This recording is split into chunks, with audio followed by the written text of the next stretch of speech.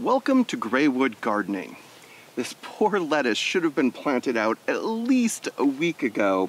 I've been hardening it off for 2 weeks now, but just didn't get to it last week.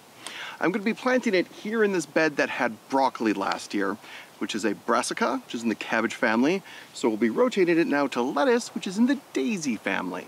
I also have some bok choy here, which I'll be planting up in another bed that had sunflowers last year.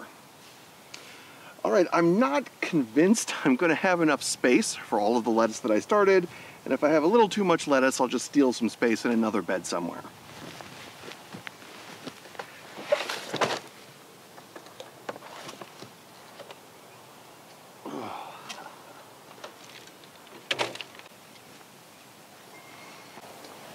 So one tip for getting the plants out of trays like this is to use a pencil or a screwdriver or something and take advantage of the drainage hole at the bottom.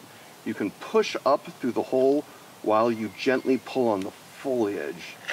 And you can usually get them up as long as the soil isn't too dry and isn't too wet. This is almost too wet. So the first thing I'm gonna do is get all of this stuff out of this tray and lay them out where they're gonna get planted.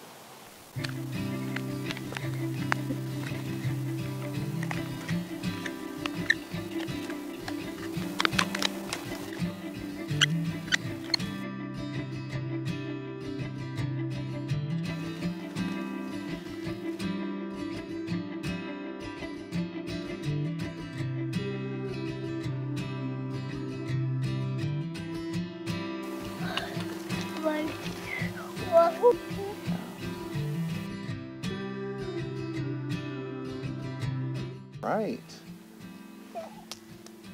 Did you like that or was it dirty? I like that. You liked it? I want to do that side. You want to do this side too? Oh.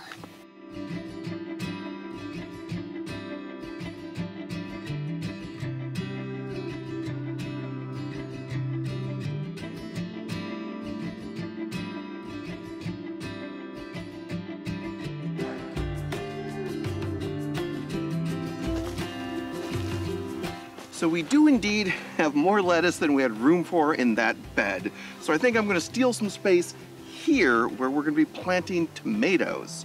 However, the tomatoes won't get planted out for another month, and they won't actually be very big until about a month after that. By then, we'll have harvested and eaten all of the lettuce, so this is a great way to steal a little bit more space.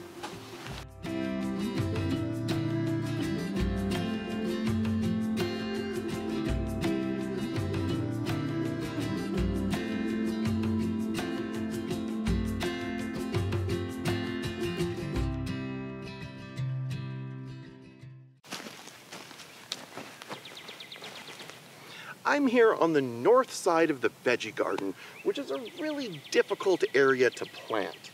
It does get full sun, and it's on a slope facing the south, so it gets blazing sun all day. But the ground here is basically pure sand all the way down. So it drains really well, plus being on the hill, the water tends to just wash away.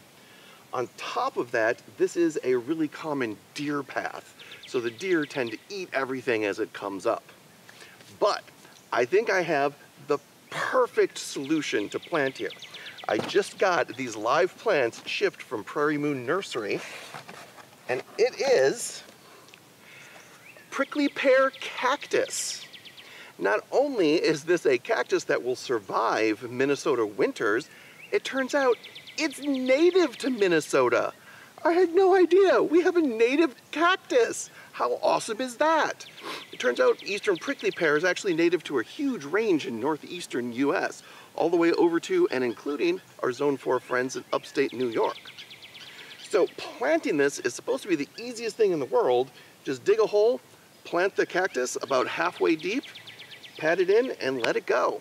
So I have a dozen of these. I think I'm going to plant them in several different places along this bank in hopes of establishing a few different patches that will spread ideally as quickly as possible. These do have lovely yellow flowers in the summer, and the best part about them is I have a brother in California who's always posting photos of his beautiful cactus collection, and now I will finally be able to respond with my own cactus garden. A tip that Prairie Moon Nursery gave is not to pick up the cactus with your fingers, but instead use some kitchen tongs. These look like they don't have too many spines on them, but I'll probably use the tongs just to be safe.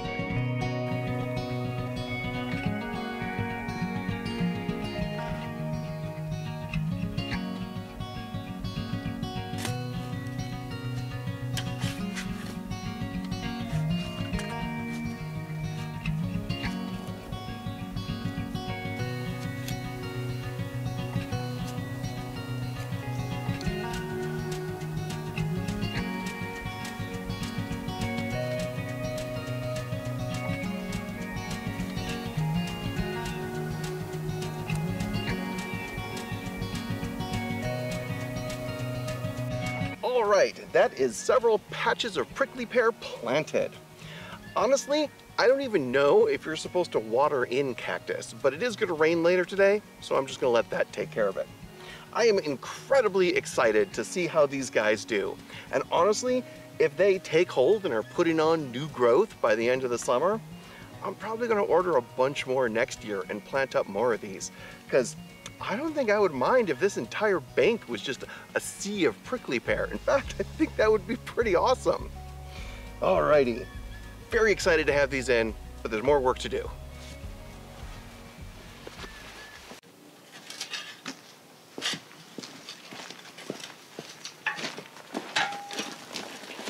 Okay, time to tackle the front porch garden.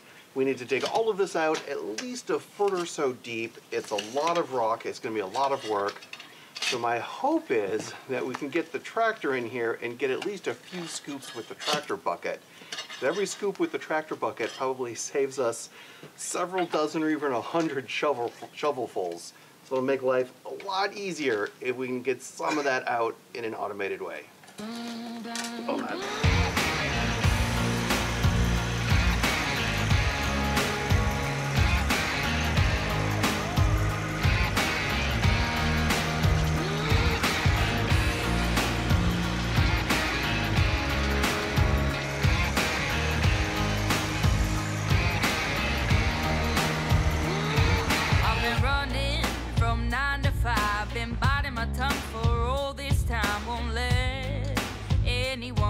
Me short. I was thinking this was the way to go, and you put up your puppet show. I say cheers to life. No, I'll be no good man's wife. Just leave me alone. I'm running the show. Okay, so that worked out really, really well. The tractor made what should have been a really, really horrible job, a pretty easy one that I think we knocked out with just me, Mrs. Greywood, and Grandpa Greywood in, I don't know, a couple of hours. So now we're going to go get some topsoil and start filling this in.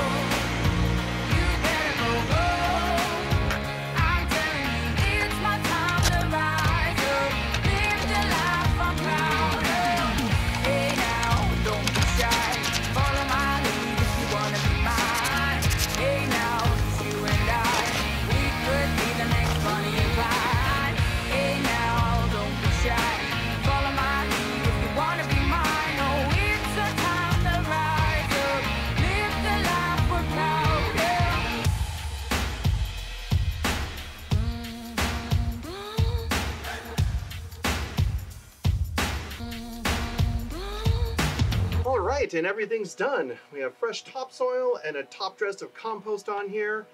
And I am super excited that we got this all done in basically one day. Just a couple hours in the morning and a couple hours in the afternoon.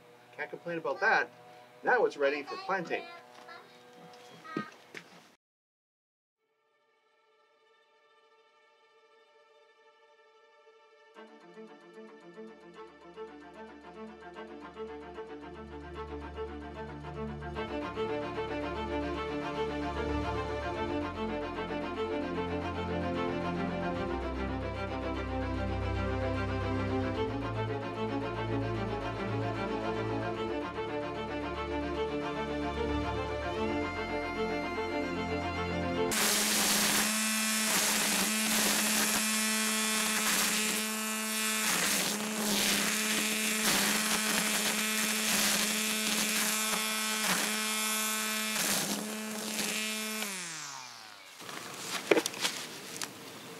This miscanthus grass has looked phenomenal ever since the end of last summer, all through the winter, and even early this spring.